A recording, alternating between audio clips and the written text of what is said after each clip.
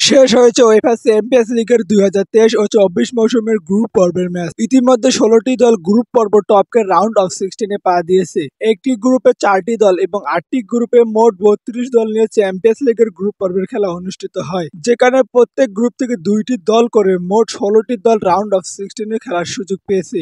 Group A থেকে Bayern Munich 16 point এবং Copenhagen 8 point নিয়ে রাউন্ড অফ 16 নিশ্চিত করেছে। গ্রুপ বি থেকে আর্সেনাল 13 পয়েন্ট এবং পিএসভি 9 পয়েন্ট নিয়ে রাউন্ড অফ 16 নিশ্চিত করেছে। গ্রুপ সি থেকে রিয়াল মাদ্রিদ 18 পয়েন্ট এবং নাপোলি 10 পয়েন্ট নিয়ে রাউন্ড অফ 16 নিশ্চিত করেছে। গ্রুপ ডি থেকে Real Sociedad 12 point, Inter Milan 12 point নিয়ে রাউন্ড অফ 16 নিশ্চিত করেছে। গ্রুপ ই থেকে অ্যাটলেটিকো মাদ্রিদ 14 পয়েন্ট, লিজিও 10 পয়েন্ট নিয়ে রাউন্ড অফ 16 নিশ্চিত করেছে।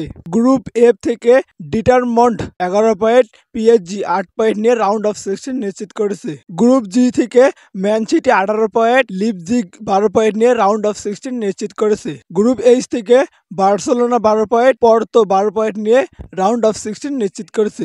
রাউন্ড অফ 16-এর 16 দলের মধ্যে ম্যান সিটি এবং রিয়াল মাদ্রিদ দুই দলই হট ফেভারিট, কারণ তারা গ্রুপ পর্বে একটি ম্যাচও হারেনি।